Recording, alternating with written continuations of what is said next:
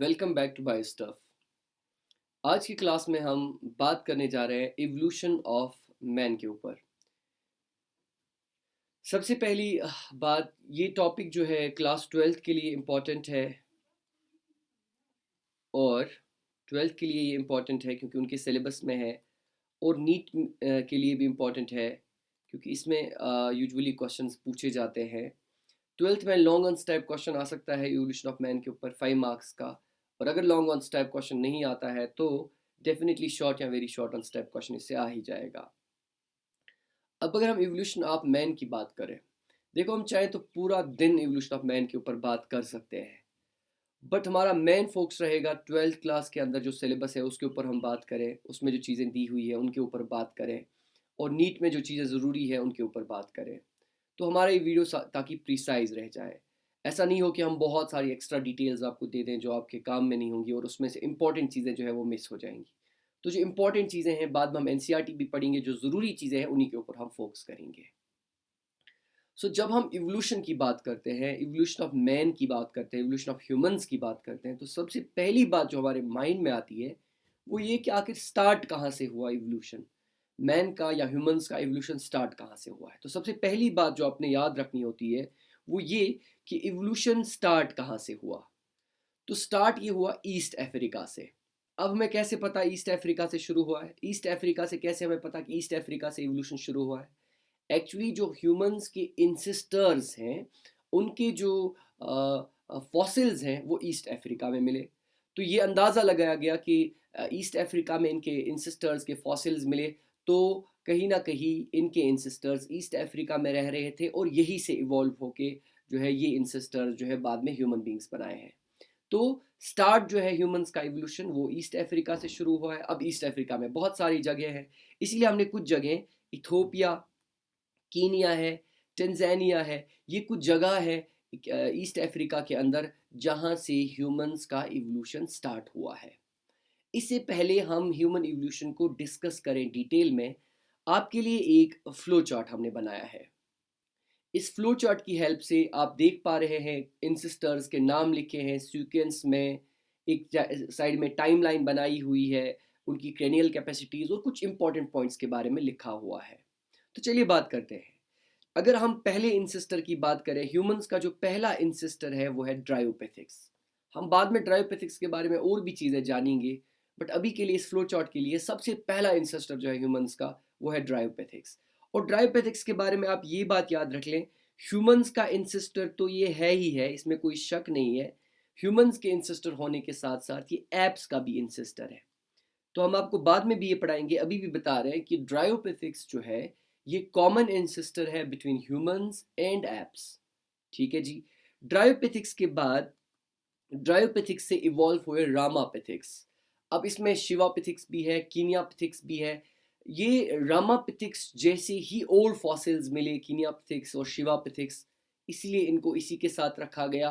कोई बड़ी डिफरेंस नहीं थी कि इनको इवोल्यूशनरी लाइन में हम अलग जगह दे देते। तो ड्रायोपेथिक्स के बाद आप याद रखेंगे कि रामापेथिक्स जो है वो इवॉल्व हो गए, और रामापेथिक्स जो है ये in direct line of evolution है in case of these humans. Dryopithecus के बाद रामापेथिक्स, और रामा के बाद फिर ऑस्ट्रियोलियोपेथिक्स का इवोल्यूशन हो गया और ये ज़मीन पे रहने लगे।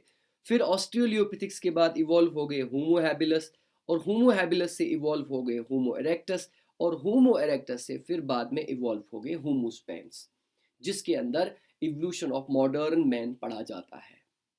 तो आप स्टार्ट से देखें, पहले ड्रायोपेथिक्स जो है ये ज़मीन पे रह रहे थे सम 15 to 20 million years ago in epoch called as मायोसेनिक epoch. देखो इसको पीरियड नहीं, कई सारे वीडियोस में देखा इसको पीरियड्स कहा गया है। देखो जब आप जियोलॉजिकल टाइम स्केल पढ़ते हैं, जियोलॉजिकल टाइम स्केल पढ़ते हैं वहाँ पे आपके इयॉन्स होते हैं, एराज होते हैं, पीरियड्स होते हैं, पॉज होते हैं। तो दिस इज ए पॉज। सो ड्रायोपिथिक्स ज़मीन पे 15 से 20 मिलियन ईयर्स अगो रह रहे थे। ठीक है, अब जियोलॉजिकल टाइम स्केल पढ़ा है तो ये सामने वाली मायोसीन की टर्म आपको समझ आ जाएगी, अगर नहीं पढ़ा है तो रहने दो इसको, पहले जियोलॉजिकल टाइम स्केल पढ़ लो उसके बाद ही आपको समझ आ जाएगा। तो याद भी आप रख सकते हैं मायोसीन पीरियड के दौरान 15 से 20 मिलियन ईयर्स अगो ये यहाँ ज़मीन पे रह रहे थे ड्रायोपेथिक्स। अब ये डेट्स वेरी कर सकते हैं, कोई लेक्चर आप देखोगे उसमें 15 to 26 लिखा होगा, किसी में 20 मिलियन ईयर्स अगो लिखा होगा। So this is just average time period, अंदाज़ा लगाया गया है कि इस टाइम पीरियड के दौरान ये ज़मीन पे रह रहे थे। उसके बाद इवॉल्व हो गए रामापिथिक्स और 15 मिलियन ईयर्स एगो पेलियोसीन में ये रह रहे थे। पेलियोसीन का जो टाइम पीरियड था उसमें ये रह रहे थे। उसके बाद इवॉल्व हो गए ऑस्ट्रियोलियोपिथिक्स, 3 to 4 मिलियन ईयर्स एगो ये ज़मीन के ऊपर रह रहे थे। यही जो है एपो रहेगा पेलियोसीन। इनकी क्रैनियल कैपेसिटी भी साथ में दी गई है, इनके बारे में अभी बात करेंगे। होमो हैबिलस जो है वो 2 मिलियन ईयर्स एगो प्लेस्टियोसीन एपोस में यहाँ पे रह रहे थे। फिर होमो इरेक्टस है 1.5 मिलियन ईयर्स एगो। फिर होमोस्पेंस है 1.1 मिलियन ईयर्स एगो। तो MYA का मतलब होता है मिलियन ईयर्स एगो। तो पहले ड्रायोपिथिक्स, फिर रामापिथिक्स, फिर ऑस्ट्रियोलियोपिथिक्स, फिर होमो हैबिलस, फिर होमो इरेक्टस और फिर होमोस्पेंस का इवोल्यूशन हुआ है। तो ये आपको ज़रूरी है, बड़ा ज़रूरी है इस सीक्वेंस को आप ऐसे ही याद रखें। एग्जाम में आपसे सीक्वेंस पूछा जाएगा, वो कहीं से भी स्टार्ट कर सकते हैं। जैसे एक एग्जाम में हमने देखा कि होमो हैबिलस से स्टार्ट किया था, फिर ऑप्शंस को इधर उधर किया था और आपसे सवाल पूछा गया था। होमोस्पेंस की फिर 3 सब स्पेशीज है। निंडरथल मैन एक सब स्पेशी है, क्रोमैग्नॉन मैन और एक सब स्पेशी है, और मॉडर्न मैन और एक सब स्पेशी है। सबसे पहले निंडरथल मैन्स आ गए, फिर वो एक्सटिंक्ट हो गए, फिर क्रोमैग्नॉन मैन आ गया, फिर वो एक्सटिंक्ट हो गए, और अभी फिर मॉडर्न मैन आ गया और वो उनका जो है अभी चल रहा है। अभी आगे एवोल्यूशन होगा नहीं होगा वो देखा जाएगा। तो अभी ड्रायोपिथिक्स, रामापिथिक्स, ऑस्ट्रेलियोपिथिक्स, ठीक है, होमो हैबिलस, होमो इरेक्टस, होमोस्पेंस के बारे में हमने बात की। अब अगर आप इनकी क्रेनियल कैपेसिटीज देखोगे, क्रेनियल कैपेसिटीज बेटा हम उसी की निकाल सकते हैं जिसका हमें क्रेनियम मिलेगा, उसी फॉसिल की हम क्रेनियल कैपेसिटी निकाल सकते हैं। तो जिनकी क्रेनियल कैपेसिटीज आप दी हुई है तो आप समझिए इनका क्रेनियम इनके फॉसिल के साथ मिल गया था। ऑस्ट्रेलियोपिथिक्स की क्रेनियल कैपेसिटी 500 सीसी। सीसी का मतलब क्रेनियल कैपेसिटी नहीं है, सीसी का मतलब होता है क्यूबिक सेंटीमीटर। 500 cubic centimetre. होमो हैबिलस का जो क्रेनियल कैपेसिटी है वो है 650 से 800 क्यूबिक सेंटीमीटर। होमो इरेक्टस का जो है वो है 900 सीसी। ठीक है जी। उसके बाद होमोस्पेंस की इवोल्यूशन के बाद आगे निंडरथल मैन्स। निंडरथल मैन जो है ये 40,000 से 1 लाख ईयर्स एगो ज़मीन पे रह रहे थे। लेट प्लेस्टियोसीन एपोस में रह रहे थे। और बड़ा ज़रूरी याद रखना है, वेरी वेरी इंपॉर्टेंट याद रखना है कि इनकी क्रेनियल कैपेसिटी थी वो थी 1400 क्यूबिक सेंटीमीटर्स। उसके बाद आगे क्रोमैग्नॉन मैन, वो ज़मीन पे रह रहे थे सम 34,000 ईयर्स एगो, और होलोसीन एपोस के अंदर ये रह रहे थे। ये जो टाइम पीरियड के साथ आता है, इनकी क्रेनियल कैपेसिटी ह्यूमन इंसेस्टर्स में सबसे ज़्यादा थी, सबसे ज़्यादा थी। ये आपको याद रखना है, बड़ा इंपॉर्टेंट है। सबसे ज़्यादा क्रेनियल कैपेसिटी क्रोमैग्नॉन मैन की थी। और फिर इवोल्यूशन हुआ सम 10,000 ईयर्स एगो, होलोसीन एपोस के अंदर ही इवॉल्व हो गया मॉडर्न मैन, जिनकी क्रेनियल कैपेसिटी जो है वो 1600 सीसी थी। अगर आप एक ट्रेंड फॉलो करोगे down the line, cranial capacity जो है ये इंक्रीज हो रही है।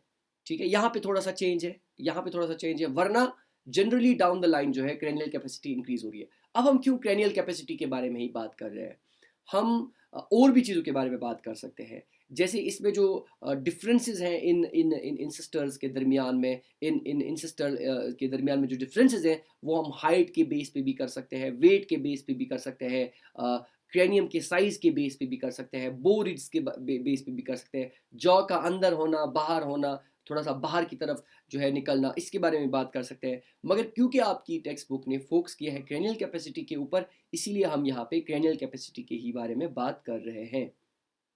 तो ये आपके सामने फ्लो चार्ट है। इस फ्लो चार्ट की मदद से आप बड़े आराम से क्वेश्चन लिख सकते हो। ड्रायोपैथिक्स जो है वो स्टार्ट का इंसिस्टर है, फिर होमोस्पेंस का इवोल्यूशन हो गया, उसके 3 सब स्पेशीज हैं, और लास्ट में मॉडर्न मैन आ गया। आई होप आपको ये समझ आया होगा। अब हम क्या काम करने जा रहे हैं, पहले हम ड्रायोपैथिक्स के बारे में एक जनरल आइडिया ले लेंगे, जो टेक्स्ट बुक में बातें बताई गई है उन्हीं बातों के ऊपर जिक्र करेंगे, फिर आगे रामापैथिक्स पे, फिर ऑस्ट्रेलियोपैथिक्स पे, फिर आगे आगे ऐसे ही बढ़ेंगे। So let's get started.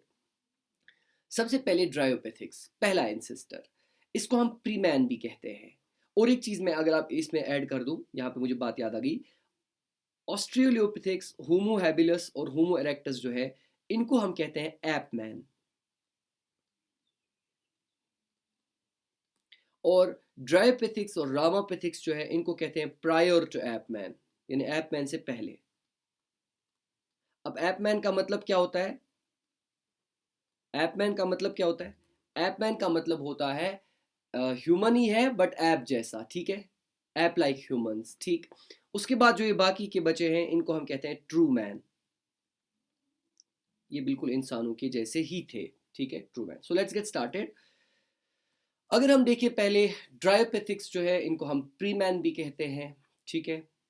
ये मैंने आपको बताया बड़ा इंपॉर्टेंट पॉइंट है, ये कॉमन इंसिस्टर है एप्स और ह्यूमंस के, ठीक है, कॉमन इंसिस्टर है। ये इंसिस्टर एप्स का, इसी से एप्स भी इवॉल्व हो गए, इसी से ह्यूमंस का भी इवोल्यूशन हो गया। और आप याद रखोगे कि ड्रायोपैथिक्स जो थे दे वर मोर लाइक एन ऐप, ठीक है, ये ऐप जैसे ज़्यादा थे, ह्यूमंस जैसे कम थे, मोर लाइक एन ऐप थे ये। और एंड इनकी बारे में ये बात भी ज़रूरी है कि दे वर हेयरी, इनकी बॉडी के ऊपर बहुत सारे हेयर्स प्रेजेंट थे, एंड दे वॉक लाइक गोरेलास। और भी बहुत सारी चीज़ें हैं, इनकी हाइट जो थी वो कितनी थी, इनकी फोर लिम्स और इनकी हाइंड लिम्स का साइज बराबर था, इनकी बोरिज का साइज क्या था, वो भी बहुत सारी चीज़ें हैं। बट क्योंकि मैंने आपको बताया नीट और बोर्ड एग्जाम्स के लिए जो चीज़ें इंपॉर्टेंट होंगी हम उन्हीं के ऊपर फोकस करेंगे। तो यहाँ पे ये 3 चीज़ें आपने इसके बारे में याद रखनी है। इसके अलावा और भी चीज़ें हैं, जैसे मैंने आपको वो चार्ट में दिखाई, तो उनको मैं रिवाइज नहीं करना चाहूँगा कि ये कब रह रहे थे, 15 to 20 मिलियन ईयर्स अगो यहाँ पे रह रहे थे, किस पीरियड में ये रह रहे थे, मायोसीन एपॉस में ये रह रहे थे, ठीक है। तो ये चीज़ें भी आपको पता होनी चाहिए, ये हम यहाँ पे रिपीट नहीं करेंगे। तो कॉमन इंसिस्टर कौन था एप्स और ह्यूमंस का? ड्रायोपेथिक्स। ये ऐप जैसे थे कि ह्यूमन जैसे थे, दे वर मोर लाइक एन ऐप, ये हियर ही थे और ये गोरिल्लास की तरह चलते थे। फिर बात आती है रामापिथिक्स की।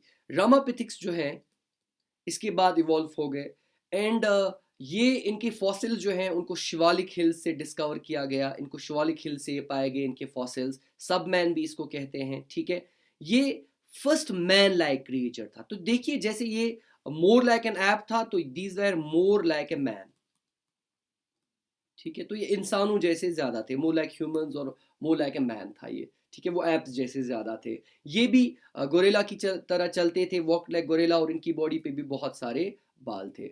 और जब इनकी डेंटेशन को देखा गया तो ऐसा पता चला कि ये ज्यादातर नट्स खाते थे, सीड्स खाते थे, और घास को भी खाते थे, ग्रास खाते थे, ठीक है। तो इन दो, ये जो पहले के दो है, ये पहले के दो इंसिस्टर्स हैं, ड्रायोपेथिक्स and रामापेथिक्स। Dryopithecus common ancestor between for humans and apes. Dryopithecus were more like an ape. They walked like gorillas, and their body जो है, उनकी बॉडी जो थी that was full of hairs. उसके बाद रामापिथिक्स जो है ये शिवालिक हिल से इनका फॉसिल मिला गया, और फिर ये ऐप लाइक ज़्यादा नहीं थे, ह्यूमन लाइक ज़्यादा थे, ये भी गोरिल्लास की तरह चलते थे, और इनकी डेंटेशन से देखा हमने कि ये ज़्यादातर हर्बीवोर्स ही थे, नट्स, सीड्स और ग्रास वगैरह खाते थे। तो ड्रायोपेथिक्स भी हो गया, रामापेथिक्स भी हो गया। अब आते हैं ऑस्ट्रेलियोपेथिक्स पे।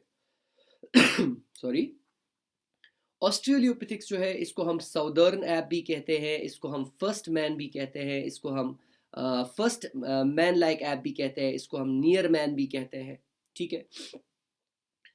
ये कहाँ रह रहे थे? एनसीईआरटी आपकी बता रही है they lived in the grasslands of east Africa. East Africa के जो ग्रासलैंड्स है वहाँ पे रह रहे थे। यहाँ पे आप देख भी सकते हैं, पिछली डायग्राम में मैं अगर आपको दिखाऊं, this is your Dryopithecus and this one is your रामापेथिक्स।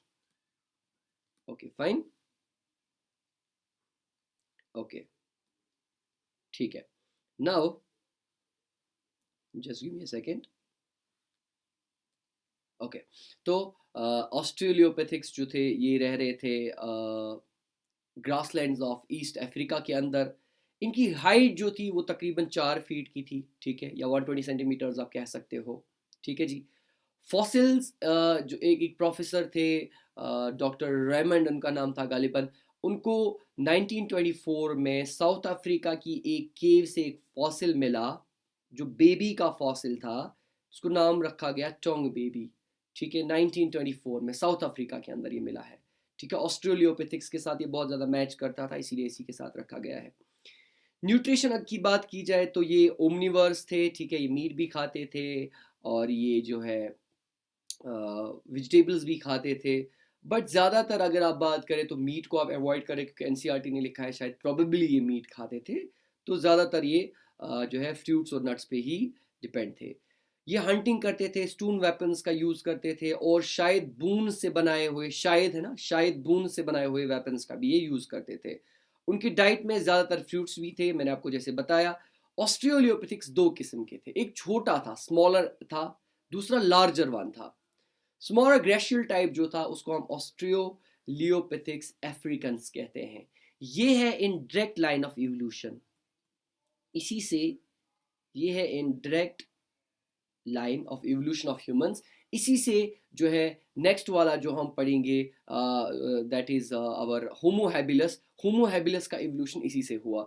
जो बड़ा वाला था, लार्ज रोबस्टिक बड़ा वाला था, ऑस्ट्रियोलियोपिथिक्स रोबेटस, इसका जो है बाद में ये एक्सटिंक्ट हो गए, ये इवोल्यूशन की लाइन से हट गए। और एक बात इसमें आपको याद रखनी पड़ेगी कि सम 3 to 2 million ईयर्स एगो एक स्केलेटन मिला था डोनाल्ड जॉनसन को 1981 में। वो फीमेल का था और वो ऑस्ट्रेलियोपिथिक्स के साथ इनका फॉसिल मिलता था, और इस पे एक मूवी भी बनी बाद में, लूसी, और इसका नाम भी, इस फीमेल फॉसिल का नाम भी जो है लूसी रखा गया।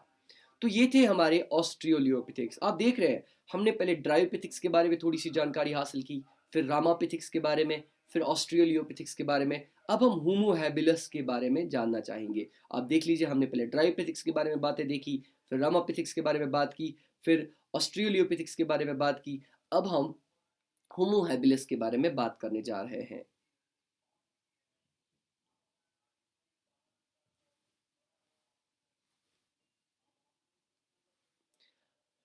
अब जो होमो हैबिलस हैं, इनको हम टूल मेकर्स भी कहते हैं। ये पहले ऐसे इंसेस्टर्स थे जो टूल्स बनाते थे। एबल मैन, ठीक है, हैंडी मैन, स्किलफुल मैन, मतलब ये काम करने वाला बंदा था, इसको बहुत सारे काम आते थे।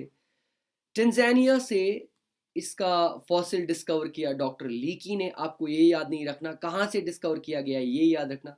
ये पहले टूल मेकर थे, और this is very very important, ये फर्स्ट ह्यूमन लाइक होमोइड थे, ठीक है। पहले ऐसे हमारे इंसेस्टर थे जो ज्यादातर ह्यूमन जैसा दिखते थे, जो मोस्टली ह्यूमन जैसे दिखते थे। यहाँ पे आप देख भी सकते हैं। ये चिप स्टोन्स, मतलब स्टोन्स को थोड़ा सा शार्प करके उन स्टोन्स को यूज करते थे, और रेन के लिए या विंड्स के अगेंस्ट या वाइल्ड एनिमल्स से बचने के लिए ये शेल्टर्स का भी यूज करते थे। कुछ बहुत सारे वर्कर्स ऐसा मानते हैं, बहुत सारे बायोलॉजिस्ट्स ऐसा मानते हैं, इवोल्यूशनरी बायोलॉजिस्ट्स, कि जो होमो हैबिलस थे, ये हर्बीवर्स थे, ठीक है, ये हर्बीवर्स थे। और कुछ का मानना ये है कि ये ओमनिवर्स थे, क्योंकि ये हंट करते थे छोटे छोटे एनिमल्स का। बट एज पर एनसीईआरटी कहती है कि प्रोबेबली ये मीट खाते थे, बट हम मोस्टली हर्बीवर्स पे ही जाएंगे कि ये हर्बीवर्स थे। होमो हैबिलस क्या था? टेंजानिया में इनका फॉसिल डिस्कवर किया गया। फर्स्ट टूल मेकर थे ये, human like, this is very very important, exam में आ चुका है ये, दिस इज इंपॉर्टेंट, कि ये फर्स्ट ह्यूमन लाइक होमोनाइड्स थे, और ये शार्प स्टोन्स का यूज करते थे, रेन, विंड और वाइल्ड एनिमल से अपने आप को प्रोटेक्ट करते थे। और ज़्यादातर साइंटिस्ट ये मानते हैं कि ये हर्बीवर्स थे। उसके बाद बात आती है होमो इरेक्टस की। होमो इरेक्टस को हम इरेक्टस क्यों कहते हैं? क्योंकि ये पहला ऐसा इंसेस्टर है, दे वॉक्ड इरेक्ट, जो ना चलते थे स्ट्रेट, ठीक है, इरेक्ट चलते थे। It's called, that's why they are called as erect man. ये बून्स का यूज करते थे, स्टोन टूल्स का यूज करते थे, कुछ स्टोन एंड हैंड एक्सेस का यूज करते थे, ठीक है, उन एक्सेस का जिनके सामने स्टोन लगी हुई होती थी। इनके पास प्रिमिटिव स्पीच भी थी, ठीक है, प्रिमिटिव स्पीच में डेवलप हुई थी। और ये बड़ा इंपॉर्टेंट रहेगा इसमें कि इनकी डाइट में मीट जो था वो इंक्लूडेड था। तो ये अब बड़ी इंपॉर्टेंट चीज़ बन गई कि होमो इरेक्टस से हमने ये बताया कि वो मीट भी खाते थे, ठीक है। इसके अलावा क्योंकि इरेक्ट चलते थे, इनमें चलने में कोई ज़्यादा दिक्कत होती नहीं थी, ये अफ्रीका से बाहर चले गए, फिर एशिया पहुँचे, और दुनिया की बाकी सारी जगहें भी ये चले गए। ये केव्स में रहते थे, इसमें कोई शक नहीं है। और बड़ी इंपॉर्टेंट चीज़ है, दे यूज्ड फायर, ये इन्होंने आग का भी इस्तेमाल किया। इसीलिए आप देख सकते हैं इस डायग्राम में भी हमने यहाँ पे आग को भी दिखाया हुआ है, बिकॉज एक तो ये इरेक्ट चलते थे, ठीक है, दूसरा इन्होंने आग का भी इस्तेमाल किया, करना सीखा। इसके और भी फॉसिल्स मिले, जैसे जावा मैन का फॉसिल मिला। जावा एक जगह है, वहां पे पीकिंग मैन जो है, इसका जो है जो है चाइना में एक पीकिंग से एक जगह है, वहां पे इसका फॉसिल मिला। हेलबर्ग्स मैन, इसका जो है जर्मनी में इसका फॉसिल मिला, ठीक है। तो इसको हमने हेल्बर्ग्स मैन, जर्मनी में एक जगह है हेल्बर्ग, वहाँ पे इसका फॉसिल मिला तो इसको हेल्बर्ग्स मैन जो है के नाम से जाना जाता है। ये Java man, Peking man, Heidelberg man सारे होमो इरेक्टस के ही टाइप है। इन्हीं के जैसे फॉसिल्स हमें मिले। जैसे इसका नाम आप देख सकते हो होमो इरेक्टस, इरेक्टस एग्जाम में आता है। जावा मैन का साइंटिफिक नेम क्या है? होमो इरेक्टस, होमो इरेक्टस। पिकिंग मैन का होमो इरेक्टस पिकिनेसिस, हेल्बर्ग्स मैन का होमो इरेक्टस हेल्बर्ग्स मैन। ठीक है, तो ये कुछ होमो इरेक्टस के बारे में चीज़ें थी। क्या क्या चीज़ें थी? इरेक्ट चलते थे, बून्स का इस्तेमाल करते थे for this as a weapon, stones का इस्तेमाल करते थे एज वेपन, प्रिमिटिव स्पीच इनके पास थी। बहुत इंपॉर्टेंट चीज़ ये है कि इनके डाइट में मीट इंक्लूडेड है। और ये इरेक्ट चलने की वजह से ये अफ्रीका से बाहर चले गए, एशिया पहुँचे और बाकी सारी जगह गए। इनमें इन्होंने आग का इस्तेमाल करना सीखा। और इनके और भी फॉसिल्स, जावा में जावा मैन, चाइना में पिकिंग मैन, जर्मनी के हेल्बर्ग में हेल्बर्ग्स मैन, वो हमें पाए गए। ठीक है, उसके बाद हम आखिर पे आते हैं होमोस्पैन के ऊपर। होमोस्पैन को ट्रू मैन कहते हैं। ठीक है, होमोस्पैन ही एक ऐसा स्पेशी है जिससे मॉडर्न ह्यूमन बींग्स जो है, मॉडर्न मैन जो है वो बिलोंग करता है। होमोस्पैन्स का सब स्पेशी है मॉडर्न मैन। ठीक है, ये ऐसा माना जाता है कि अराउंड 5 लाख ईयर्स एगो जो होमो इरेक्टस है, इससे पहले जो हमने पढ़ा होमो इरेक्टस है, उससे इवॉल्व हो गए Homo sapiens around 5 lakh years ago. Probably कहाँ पे? अफ्रीका में। This is very important. About 5 lakh years ago, ठीक है, होमो इरेक्टस जो थे, होमो इरेक्टस जो थे उनसे इवॉल्व हो गए होमोस्पेंस। और होमोस्पेंस का ही सब स्पेशी जो है दैट इज, होमोस्पेंस का ही सब स्पेशी जो है दैट्स मॉडर्न मैन। ठीक है, और ये different parts of the world जो है फैल गए। इसके 3 सब स्पेशीज हैं, निंडरथल मैन, क्रोमैग्नॉन मैन और मॉडर्न मैन, जैसे मैंने आपको पहले ही दिखाया। इसके साइंटिफिक नेम्स भी यहाँ पे दिए हुए हैं। निंडरथल मैन को होमोस्पेंस निंडरथेलस कहते हैं, क्रोमैग्नॉन को कहते हैं होमोस्पेंस फॉसिलस, मॉडर्न मैन को कहते हैं होमोस्पेंस होमोस्पेंस। ठीक है, वेरी इंपॉर्टेंट टू रिमेंबर। अब अगर एक एक करके इनके सब स्पेशीज के बारे में थोड़ी सी हम बात करें, सबसे पहले निंडरथल मैन के बारे में। पहले ही मैंने आपको फ्लो चार्ट में भी दिखाया, ये ईस्ट एंड सेंट्रल एशिया में रह रहे थे। ईस्ट एंड सेंट्रल एशिया में रह रहे थे। कब रह रहे थे? Between 40,000 to 1 lakh years ago. ठीक है, ये केव्स में रहते थे और हट लाइक स्ट्रक्चर्स में रहते थे। और ये अपनी बॉडी को प्रोटेक्ट करते थे। ठीक है, अपनी बॉडी को प्रोटेक्ट करते थे। Used hide to protect their body, मतलब बॉडी के ऊपर जो है ये कुछ पहनते थे टू प्रोटेक्ट देयर बॉडी। और ये भी बहुत ज़्यादा ज़रूरी बात है, एग्जाम में पूछ सकते हैं कि ये अपने जो डेड होते थे, जो लोग मर जाते थे, उनको दफन करते थे। इसका साइंटिफिक नेम है होमोस्पेंस निंडरथैलस। ठीक है, उसके बाद क्रोमैग्नॉन मैन है और एक सब स्पेशी है होमोस्पेंस का, उसको हम होमोस्पेंस फॉसिलस कहते हैं। ये it was present between 20,000 years ago to 50,000 years ago. वहाँ पे हमने 3400 ईयर्स अगो लिखा, तो यहाँ पे हमने ऑन एवरेज वहाँ पे लिखा होगा।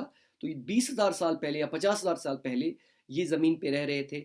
ये केव्स में रहते थे, कुत्ते पालते थे और ये स्टून्स का यूज़ करते थे, स्पेयर्स जो होते हैं, ठीक है, एरोज जो होते हैं उनका यूज़ करते थे।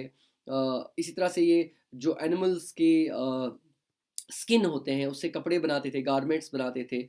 और उनके जो आइवरीज होते हैं, जो उनके जैसे एनिमल्स के वो सींग होते हैं, उससे ऑर्नामेंट्स बनाते थे।